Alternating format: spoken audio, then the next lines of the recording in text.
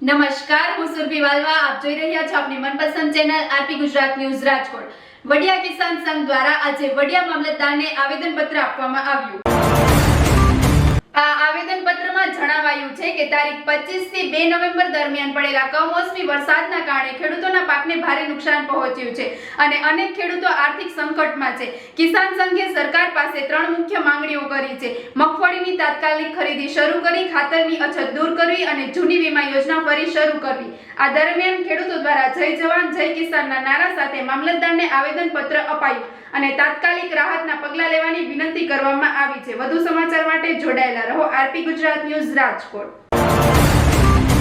સરકારશ્રીને ભારતીય કિસાન સંઘ વતી એટલી અપીલ છે, નમ્ર અપીલ છે, ભીખ નથી માગતા અને નાનો પરિવાર શિખામણ સરકારને આપે વ્યાજબી નથી, પણ જે ખરીદીમાં નુકસાની કરે છે ને એટલા પૈસા જ આપી દે. ખરીદી નો કરે તો કાંઈ નહીં. કોથળામાં અને ગોડાઉનમાં અને હળગાવીને જે નુકસાની સરકાર કરે છે એને ભરપાઈ કરે છે તો એટલા પૈસા જેણે અરજી કરી છે એટલા એના ખાતામાં નાખી દે અને આ વર્ષનું સંપૂર્ણ દેવું જે છે એ માફ કરે.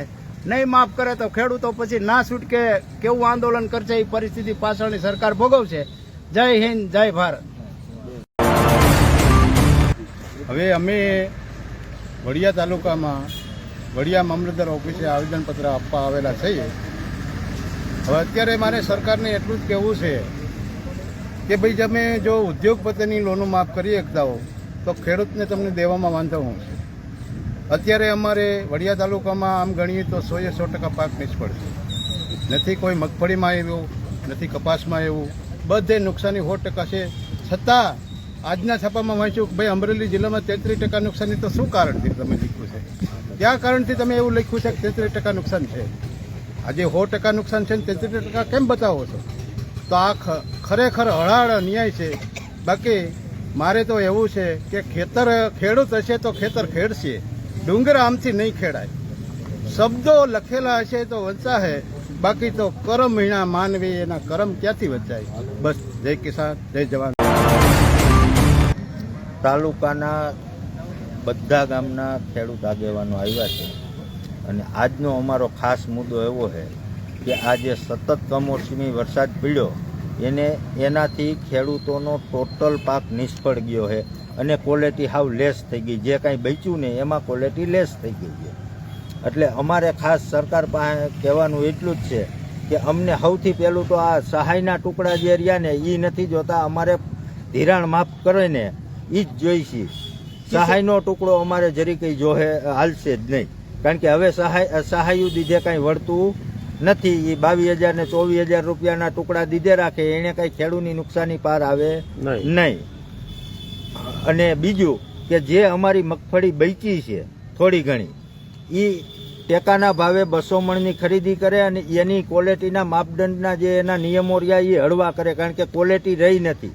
વરસાદ અતિ પડવાથી ક્વોલિટી નથી રહી એટલે કોથળામાં હમાય ન હમાય એવા કાંઈ ગતકડા કાઢ્યા વગર તાત્કાલિક ખરીદી ચાલુ કરે.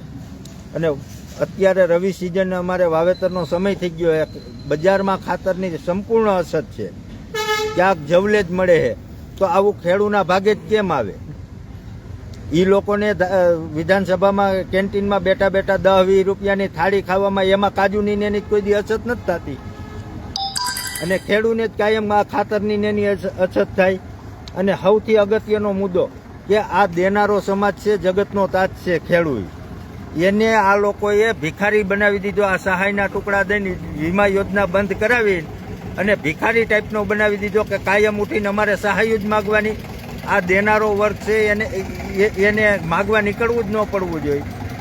અમારી ખાલી ને ખાલી એટલી માંગણી છે કે અમને જૂની અમારી જે વીમા યોજના હતી ચાલુ કરે. પ્રધાનમંત્રી ફસલ વીમા યોજના નહીં, એ તો આજા ફસાજા યોજના હતી એ નહીં. અમારે ખાલી ને ખાલી જૂની વીમા યોજના ચાલુ કરી દઈએ એટલે અમારે સરકાર પાસે સહાયના ટુકડા માગવા જવા નહીં. અમે અમારો અધિકાર માગી, ભીખ ન માગી. કિસાન સંઘનો નારો છે, હમ અપના અધિકાર માંગતે કિસી છે ભીખ નહીં માંગતે. આ દેનારો સમાજ છે એને માંગનારો સમાજ બનાવવાનું આ મોટું ષડયંત્ર જે કોઈએ રચ્યું હોય ને એ બંધ કરી દે. બસ આ જ માગણી સાથે અમે મામલતદારને આવેદનપત્ર આપવા આવ્યા છીએ. ભારતીય કિસાન સંઘના પ્રમુખ વડિયા કુંકાવ તાલુકાના વિનુભાઈ રાદડિયા. મારો સરકારશ્રીને એ નમ્ર વિનંતી છે કે આજ કંપનીવાળાની અંદર કંપની નાખીને બેઠા હોય કરોડો રૂપિયાની એને માલ કાસો ન આવે તો એની કંપની બેદી પોહાય બંધ. તો આજ ખેડૂતના દીકરાની આજે વર્ષે એમાં એક પેદાય હરખી આવે છે તો આજથી 15 વર્ષ પહેલાના ભાવ ગણે ને અત્યારનો ભાવ તાલ ગણે તો અત્યારે જે બધું ખાતર સુપર દવા ઓજારો ડીઝલ એ બધું આજે લોકોને બધું 15 વર્ષમાં એટલે કે 3 ગણું થઈ ગયું. તો આજ સરકારશ્રીને ખબર છે કે તો આજે જે ખેડૂતની જણીશ છે એનો ભાવ એને 700 રૂપિયા આપવો છે તો તે દિવસે આજથી 15 વર્ષ પહેલા જો 1400 રૂપિયા ભાવ હોય તો 14 ને 42 તો 4200 રૂપિયા ભાવ થવો જોઈએ. તો ખેડૂતને આમનું કાયમિકને માટે સરકાર આ મારવાના પ્રયત્ન કરે છે. પણ સરકારશ્રીને મારી કહેવાની વિનંતી છે કે આજ ખેડૂતનો દીકરો છે એ જગતનો તાત છે તો એ તમારું ભરણ પોષણ બધાયનું એ કરે છે. તો એમ નહીં એક માણસ જો કોઈ સમજી લેજો એક ટાણું કોઈ પૈસા ખાવાનું આમંત્રિત આપે તો આપણે એને ધન્યવાદ માનીએ છીએ. તો આજ ખેડૂતનો દીકરો આખા જગતને ગદરાવે છે. તો સરકારને સમજવું જોઈએ કે આપણે આનો ધન્યવાદ માનવો જોઈએ કે ખેડૂતો પ્રત્યે એને થોડીક લાગણી હોવી જોઈએ. અને ખેડૂત પ્રત્યે જો લાગણી રાખશે ને તો દેશ આગળ આવી છે. કારણ કે આપણો કૃષિ પ્રધાન દેશ છે. નકર આ ભૂખે મરવાનો વારો આવે છે. આ તો ખેડૂતના દીકરાની મજબૂરી છે. હું કામે કે ભાઈ દીકરી દીકરાના લગ્ન છે, કોઈ દવાખાના છે, કોઈ ગઈડિયા બુટા છે, એને ગદરાવવા માટે આજે જાજી ખેતી કરવી અને વાવેતર કરવું પડે. નકર ખેડૂત દીકરો સમજે છે કે એની પાંજો આગળની સીલી કોઈ ને તો ફક્ત હું તો કહું એના પૂરતું ખાવાનું વાવે ને તો આજ કદાચ ગમે ત્યાં પ્રધાનમંત્રી હોય ગમે હોય એને નીચે ઉતરીને આવવું પડે ખેતી કરવા. ખેતી હું શીશ છે ખબર છે. તો તમે તમારા આજે પગારદાર છે વ્યક્તિ છે આજે નોકરિયાત છે એને 30 દિવસનો મહિનો હોય ને આપણે ભાઈ કહે છે જગદીશ મહેતા કે એને 6-7 આંકડાનો પગાર હોય છે. તો ખેડૂતના દીકરાને તમે 15,000 ને 20,000 આપો એ લાયકાત છે? તમે વિચારો એક વસ્તુ કે ઓલાના પગારનો 5મો ભાગ એક 30 દિવસનો અને ખેડૂતને 365 દિવસ. તો એને જરીક વિચારવું જોઈએ કે ખેડૂતના દીકરાનું જરીક આપણે જોવું જોઈએ. મારું કહેવું એવું નથી કે ભાઈ નોકરિયાત છે ને ભલે નોકરી હજી 5 આંકડાની 7 આંકડાની 10 આંકડાની થાય અમે રાજી છે પણ આજ ખેડૂતના દીકરાને હોતા કંઈક દેવું જોઈએ. હવે વર્ષે આજે 1 વર્ષની પેદાઈ હોય અને એમ કહી દઈએ કે હાલો એને 15,000 ખાતામાં નાખી દે. 15,000 ના તમારા કપડા થાય છે તો આ ખેડૂતને આખું વરસ કાઢવું છે. તો તમારે હા એને તો વીઆઈપી જીવન જીવવું છે. પણ અમારે વીઆઈપી નથી જેવું. અમારા પૂરતું તો આપો. મજબૂરી ખેડૂતની ઈ છે. આ દીકરા દીકરીઓ પરણાવવા માટે છે મજબૂરીને હિસાબે. આજ ખેડૂત જગતનો તાત છે એને બાપ કીધો છે તો સરકારે માય બાપ કહેવાય છે. તો સરકારને કઈ બાપને છોકરા પાહણ માગે રાખવાનું? અરે ના છોકરાની ખબર પડે ને એટલે બાપને દેવું જોઈએ. તો આજ ખેડૂતનો દીકરો છે એને પ્રત્યે થોડુંક સરકારશ્રી ધ્યાન આપે મારી એવી વિનંતી છે. આજ મગફળીની ખરીદી કરશે ને એટલે એમાં કેટલા ગતકડા કાઢશે.